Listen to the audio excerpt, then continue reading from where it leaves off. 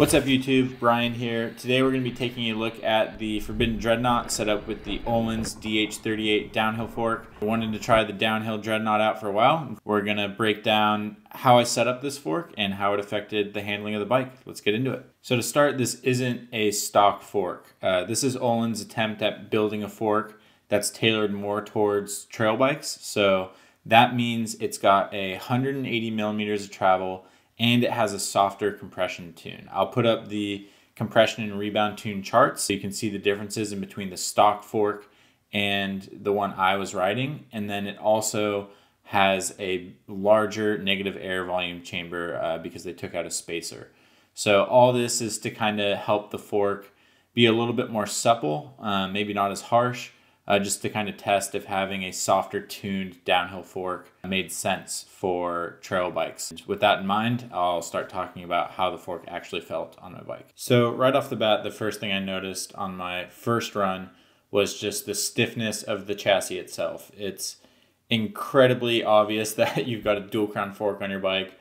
Part of it's probably just looking down and seeing some big triple clamps, but how composed the front end of the bike is and how solid it feels was definitely a dramatic improvement, which just translated into a lot more confidence in the front end. And the second thing I noticed was that the balance of the bike was messed up a little bit, and I couldn't exactly put my finger on it.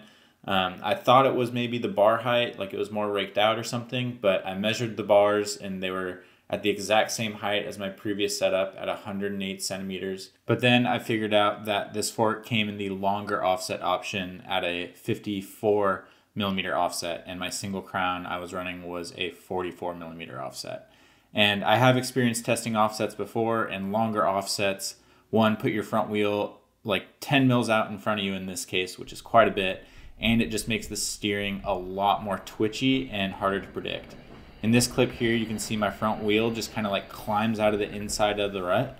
And it always felt like my front wheel was like grabbing things, and I was correcting a lot of little mistakes more often with my front wheel. So that honestly kind of spoiled a lot of the fun I was having with this dual crown.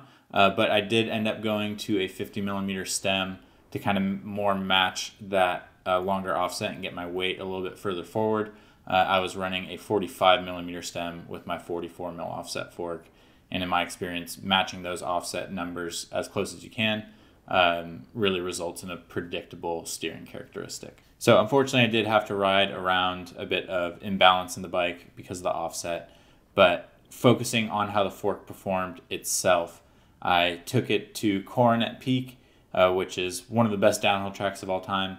I had a few days on the fork before this, but this was really meant to be an organized testing session and really dial in the fork and see how all the adjustments affected the fork so I could set it up for this track, which is just a full-on downhill track. You're basically just hitting corners and bumps as hard as you can. So for this day at Coronet, I did bracketing. So I started off running this fork completely open. You can see my bracketing chart here. And this was just to isolate what the high and low speed compression were doing independently. So I did one run with my fork fully open. I then did a run with my fork fully closed on low speed, then fully open again with a little bit more air pressure.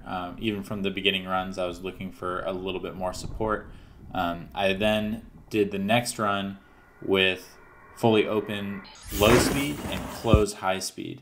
And then after this run, I was able to make more educated decisions on my damping based on what I wanted to see from the fork, knowing what each of those adjustments did independently of each other. And I was incredibly impressed with how much holdup that the high speed compression provided the fork.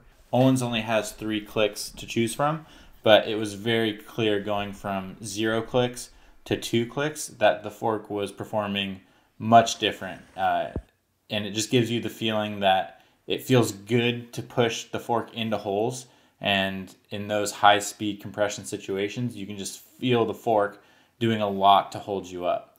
Even though the high speed was super effective and noticeable in the way it was holding up the fork, throughout the entire day, I was still just looking for more and more support out of it. And I went to higher main pressures up to 125 and then maxing out the ramp up chamber, running 2 out of 3 clicks of high speed and then about halfway in on low speed.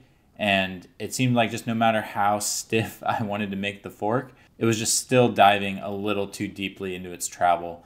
On the flip side, it was doing an incredible job of being active and getting that front wheel like stuck to the ground. It was just eating bumps, which was insane. Like you can see in some of the footage, like how well it's tracking through some rough bumps, and that was super noticeable. It was just doing all of that at a place that was a little too deep in its travel, and it felt like it was compromising the geometry of the bike and affected my confidence, like really sending it into corners and some of these compressions. I think the main reason it was kind of living in that deeper part of the travel was the increase in the negative air volume. I think that just had the fork running a little bit more sag, and it was probably also the reason why it felt so good and active. But I think that if I had like an extra 20 mils of travel, we could have retained this performance I was really liking about the fork while still just having an extra 20 mils of travel to play with on the top of the travel.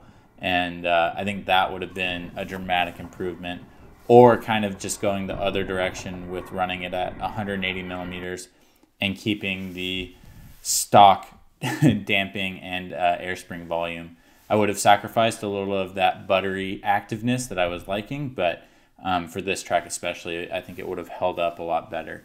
So I guess that's just kind of the whole concept of this trail tuned fork at play. Like, in my opinion, I think if you're putting a dual crown fork on a trail bike, you're still wanting to go downhill speeds.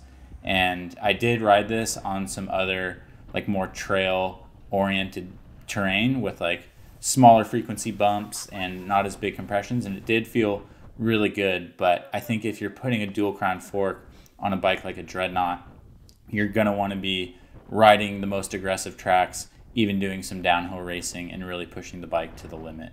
So I think it was a really cool experiment to do with this fork. I learned a lot about the tuning characteristics of it, and it was fun to go through a day like dedicated to setting it up.